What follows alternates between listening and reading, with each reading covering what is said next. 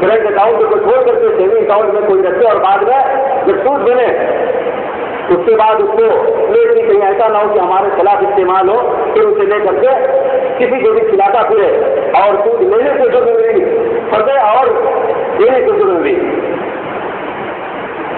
इसलिए हराम चीज पर मजबूर हो तो उतना ही उससे ताल्लुक रखे, जिससे पर मजबूर हो उससे ज्यादा ताल्लुक रखना अपनी आखिरत और आखिरत को तबाह करना है, जिसका जिम्मेदार आदमी खुद है, न कि कोई और।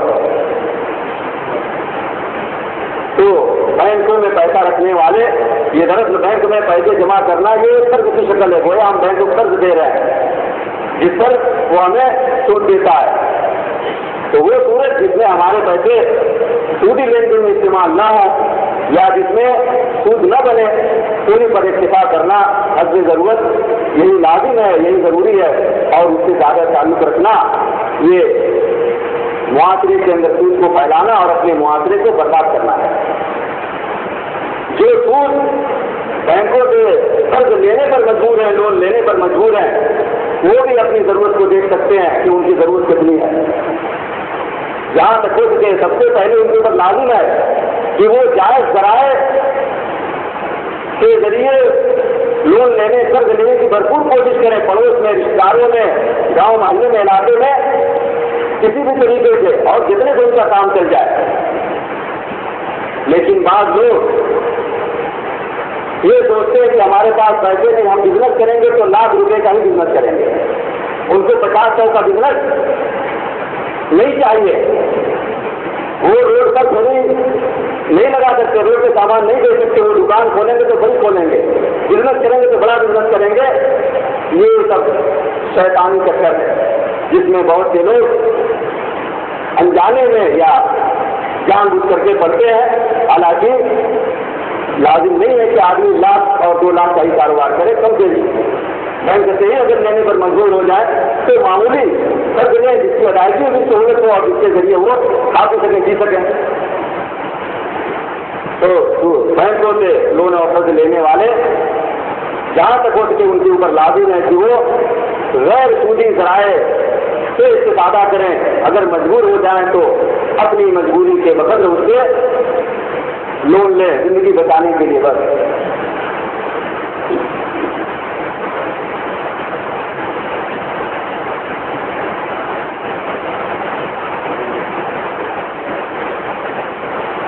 मेरे इस्लामी भाइयों, इसी तरीके से सूद के जराए में से, सूद के मराकज़ में से मुख्तलिफ किस्म के महकमे और कंपनियां हैं जिनसे जानते डूबते हम बिजनेस करते हैं। तो कर्ज की अदायगी वक्त से न करने पर वो कंपनी या वो महकमा, चाहे बिजली का हो या कोई और महकमा हो, वो कर्ज की वजह से उस पर इजाफा करता है। और आदमी जो 1000-2000 का माल लेकर के काम चला सकता है, वो मुख्तलिफ स्कीमों के लिए या और किसी बना पे हजारों लाखों का माल ले लेता है और उसके बाद सूद देने के लिए वो राजी रहता है। ये जायज चीज काफी है, फिर भी कुछ स्कीमों के लिए, कुछ फीसद के लिए वो सूद पर राजी हो जाता है और उसके बाद जब अदा नहीं करता तो 2%, 4%, 10% वो सूद अदा करता है और इस तरीके से अपनी आखिरत तबाह करता है। और ये नहीं सोचता कि जिस दिन के हम मानने वाले हैं उस दिन के अंदर सूद इंतहाई दर्जे में आराम है और हमें सख्त वही सुनाई गई है। कोई भी बिल आई टाल मटोल करते हैं और जब उस पर सूद चढ़ गया तब जाकर के अदा किया। ये सुस्ती की वजह से अपनी आखिरत तबाह नहीं करनी चाहिए। ऐसे ही सूद के मराकज़ में से अफराद के दरमियान मुख्तलिफ किस्म के लेन देन हैं। एक तो आम लेन देन है, उधार दिया, इस शर्त पे इज्जत का 15 वापस देंगे, वाज़ेह सूद है। जाहिलियत में ये सूद आम था और इस जमाने में भी उन जाहिलियत का सूद आज मुसलमानों के दरमियान राइज है। اور تیسری ذاتی شرط پہ سود یہ قرض دینے والے جو سود انہیں حاصل ہوتا ہے اسی سے وہ کھاتے پیتے ہیں اور اپنے بیوی بچوں کو بھی کھلاتے ہیں، اپنے پیٹ میں بھی حرام بھرتے ہیں اور اپنے بیوی بچوں کے پیٹ میں بھی حرام ڈالتے ہیں، نعوذ باللہ۔ اسی طریقے سے افراد کے درمیان ہونے والے لین دین، سودی لین دین کی شکلوں میں سے ایک شرط یہ ہے کہ کوئی شخص کسی کو اس شرط پہ قرض دیتا ہے کہ قرض لینے والا اسے اپنا مال مارکیٹ ریٹ سے کم کر دے گا، جو ساحلی علاقوں میں مچھلی والوں کا رائج ہے، ملاحوں کو قرض اس شرط پہ دیا جاتا ہے کہ وہ جو مچھلی نکالیں گے وہ قرض دینے والے کو مارکیٹ ریٹ سے 2 روپیہ 5 روپیہ کم کر دیں گے۔ یہ بھی سود کی شکل ہے، اور اس طریقے سے قرض لینے والا گویا ہر کلو پر 2 روپیہ 5 روپیہ جتنا بھی وہ ڈاؤن کرتا ہے مارکیٹ ریٹ سے، ہر کلو پر وہ سود دیتا ہے۔ اگر یہ وہ قرض نہ لے تو کبھی اس کو نہیں دے گا، جسے چاہے گا بیچے گا، پھر سے چاہے گا بیچے گا، لیکن یہ شرط ہوتی ہے۔ اور اس طریقے سے قرض دینے والا ہر کلو پر 2-4 روپیہ 5 روپیہ 10 روپیہ سود وصول کرتا ہے۔ یہ ساحلی علاقوں میں پھیلی ہوئی شکل ہے۔ اسی طریقے سے ایک اور شخص بمبے یا چنئی وغیرہ میں چلتی ہو سکتا ہے کہ آس پاس بھی ہو کہ کوئی شخص کسی مکان والے کو 2-4 لاکھ قرض اس شرط پہ دیتا ہے کہ وہ اس کو مکان 1 سال کے لیے دے گا مثلا، اور اس پر کچھ نہیں لے گا۔ پھر جب وہ 4 لاکھ روپے جو اس نے قرض لیے واپس کرے گا تو جو اس کو مکان دے گا، یا جب یہ مکان واپس کرے گا تو اسے وہ پیسے دینے ہوں گے بغیر کسی کمی کے۔ یہ بھی سود کی شکلوں میں سے ہے۔ مکان مالک کو جو کرایہ سال میں مثلا 2000 کے حساب سے سال میں 24,000 ملنے سے وہ قرض لینے کی وجہ سے وہ چھوڑ دیتا ہے، گویا قرض دینے والا مکان لینے والا 24,000 جو بتاتا ہے وہ 10 سود کی رقم ہے۔ 24,000 جو اسے دینے سے وہ بچا کر کے وہ سود خوری کرتا ہے، اور جو ہے قرض لینے والا 24,000 سود دیتا ہے۔ یہ بھی پھیلی ہوئی شکل ہے۔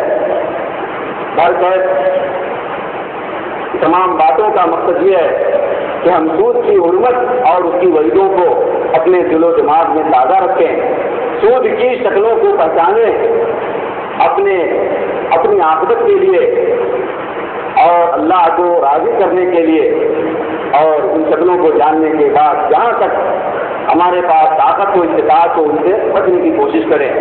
آخری مسئلہ ذکر کر کے اپنی بات ختم کرتا ہوں، وہ ہے سود کے متعلق مختلف افراد مختلف علماء سے پوچھتے رہتے ہیں ہمارے پاس سود کی رقم ہے، سود کا کیا مطلب ہے، کیا کریں گے؟ یہ جان لیجیے کہ اسلام میں سود کا کوئی مطلب نہیں ہے۔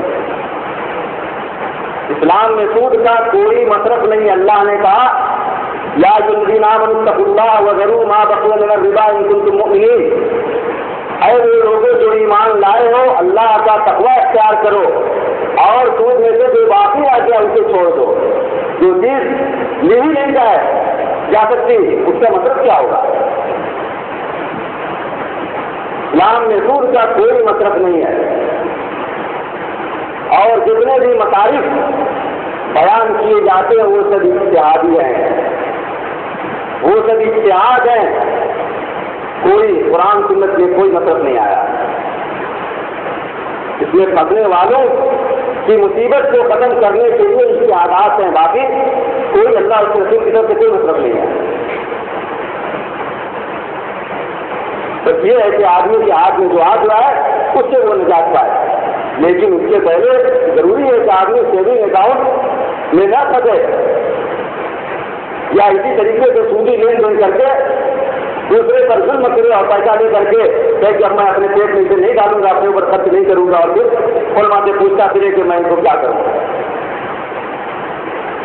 اور سود کا جو مطلب بیان کیا جاتا ہے کہ مجبور لوگوں کو دیا جا سکتا ہے، یہ بھی اجتہادی ہے۔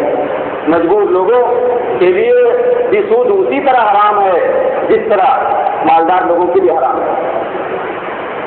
حتیٰ کہ نبی صلی اللہ علیہ وسلم کے زمانے میں وہ صحابہ جن کے پاس ایک چادر کے علاوہ کچھ نہیں تھا، نہ دوسری چادر تھی، نہ مکان تھا، نہ اور کوئی مال تھا، ان کے لیے بھی سود کا کوئی ثبوت آپ نہیں پا سکتے۔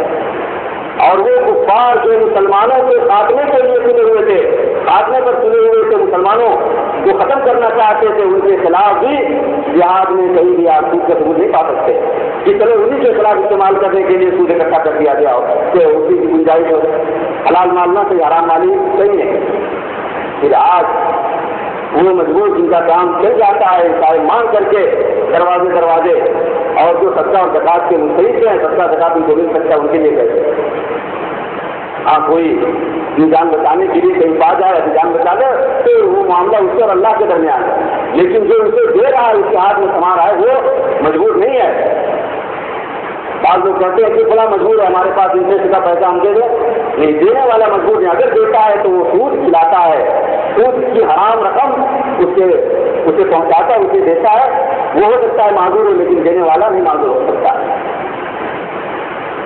یا ایسے ہی راستے بنوانے میں سبھی کے عادات ہے۔ خلاصہ کلام یہ کہ سود انتہائی درجے میں حرام ہے، جہنم کی وعید ہے، بربادی کا سامان ہے، اللہ اس کے رسول کی طرف سے دل کا سبب ہے۔ اس لیے جہاں تک ہو سکے ہم خود بھی بچیں، اپنے قریب کے لوگوں کو بھی اسے ہوشیار کریں اور آپس میں سودی لین دین کو ختم کر لیں، سب ایک دوسرے کا تعاون کریں اور ایک دوسرے کے کام آئیں۔ اللہ تعالیٰ سے دعا ہے کہ وہ ہمیں ہر خیر کی توفیق دے اور ہر شر اور سود کی تمام شکلوں سے ہمیں محفوظ رکھے۔ آمین۔ واخر دعوانا الحمدللہ رب العالمین۔